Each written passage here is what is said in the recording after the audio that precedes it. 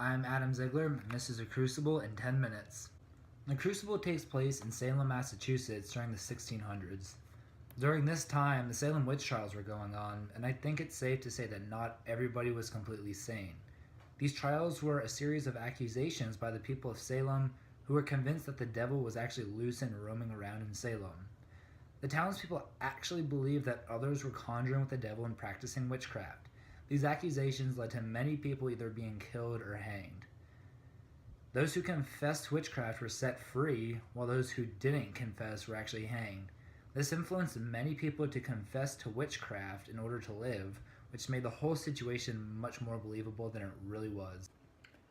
Throughout the play, there are many themes to be taught through the roles of each character. For example, one of the many themes that can be taught through the book is revenge. Abigail, who's one of the characters in the play, has been trying to get with John Proctor. But the problem is John Proctor is married to Elizabeth Proctor.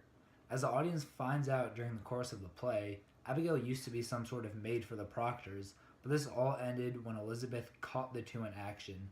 Abigail was fired and she was sent elsewhere. Now, this past interaction between John and Abigail left Abigail with some major feelings for John. Just to remind you, John is in his mid-30s and Abigail's only 17 years old. It's pretty disgusting.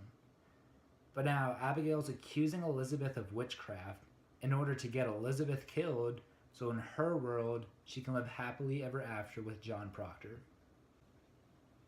Now, the purpose of this play comes across as informing the reader on how Puritan communities used to function, or maybe just even a fun story about the witch trials in Salem. But Miller actually wrote this play to portray a much deeper meaning. Arthur Miller actually wrote The Crucible in 1953, with intentions to exaggerate the hysteria of communism by comparing it to the Salem witch trials. Miller does this through very effective satire, as he exaggerates the situation of the witch trials.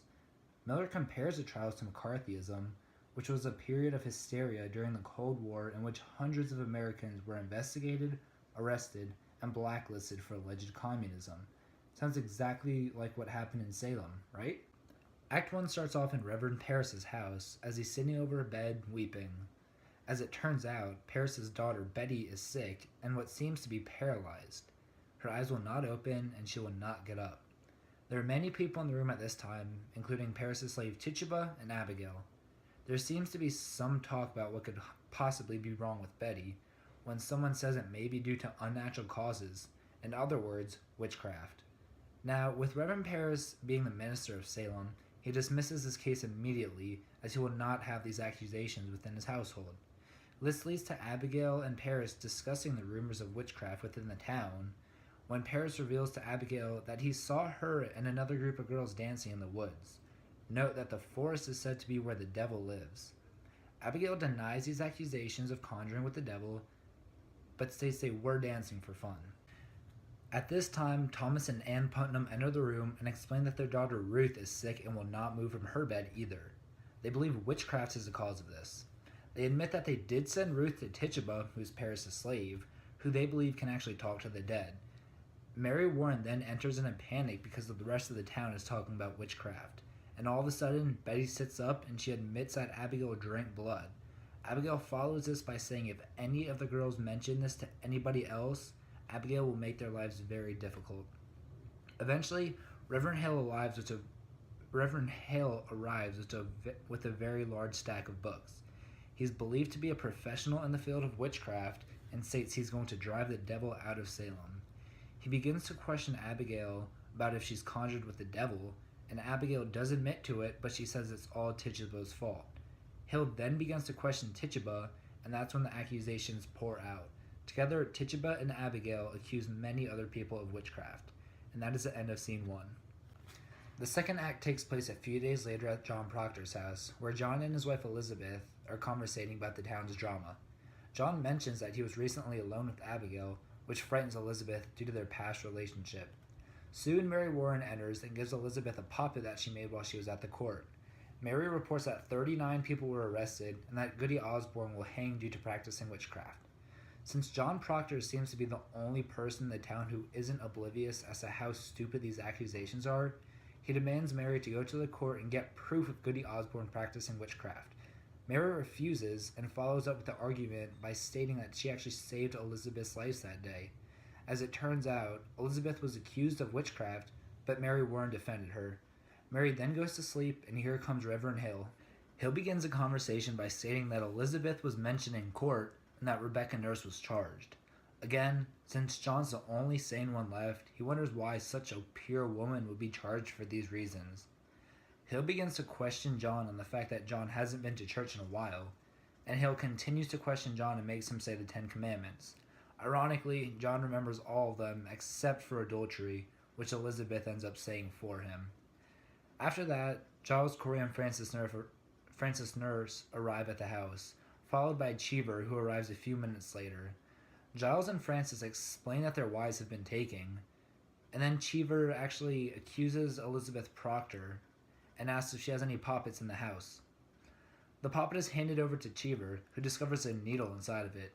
The thing is, earlier that night, Abigail testified that Elizabeth sent her spirit to push a needle inside of her after Abigail fell over and had a needle stuck about 2 inches deep into herself.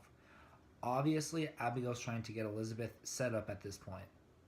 Cheever takes Elizabeth away, and that is the end of scene 2.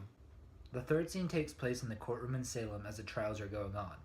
Martha Corey is on trial at this moment, when Giles Corey and Hale storm their way into the courtroom in order to defend Giles' wife. Francis Nurse also shows himself and states that he has proof that all of the girls are frauds. Danforth, the judge, reminds Francis that he has over 400 people in jail right now, and that 72 people are condemned to hang. That is insane. John Proctor then arrives with Mary Warren in order to clarify that they have never seen any spirits in Salem. Danforth replies to this by telling John Proctor that his wife's actually pregnant right now, giving her another 9 months to live. After hearing this, John Proctor hands Danforth a deposition signed by 92 people of the town, asserting their good opinion of Rebecca, Martha, and Elizabeth. Danforth questions this as if it's an attack on the court and demands that all 92 of them come in for questioning. Abigail then enters her room with the other girls and begins to accuse Elizabeth of witchcraft as the needle was earlier found inside the poppet. She then continues to make a scene in the courtroom as the hysteria of the trials are over her and the rest of the girls. In order to get Abigail to stop this nonsense, John claims that Abigail is trying to get Elizabeth killed, as he admits that he had an affair with Abigail a while back. Note that adultery is one of the 7 deadly sins, so this is going to come with a big punishment. After hearing this, Danforth questions Elizabeth to see if this is true, who denies it in order to save her husband. This puts John in a very difficult situation, who claims that his wife is only denying this in order to save him, which is true. Mary Warren then accuses John of witchcraft. John yells out that God is dead in Salem, but he doesn't mean what he says. By this, he means that people are so caught up in the accusations to the point where nobody's staying true to their religion, and this marks the end of scene 3. Act 4 begins in the Salem Jail Center later in the fall. Judge Danforth arrives and is soon followed by Paris, who explains that Abigail has vanished with Mercy Lewis. They took all of Paris's money, who is now penniless. Paris tells Danforth that there are rumors of rebellion within the town due to the witch trials, and executing John and Rebecca Nurse isn't going to make anything better since the two are so highly respected within the town. Danforth summons Elizabeth from her cell, who actually gets a chance to talk to Hale for a moment. Hale tries to get Elizabeth to convince John to confess to witchcraft in order to spare his life. Elizabeth then asks if she can talk to her husband, so John is then taken out of his cell to Elizabeth. After the two talk for a little bit, John makes up his mind and is ready to confess. John then tells Danforth that he has conjured with the devil and will not admit to anybody else doing it except for himself. Danforth will not accept his confession unless John signs his name, but John's too prideful to sign his name because it's basically all he has left. Hale tries to get Elizabeth to get John to sign his name, but Elizabeth states that John has his goodness now.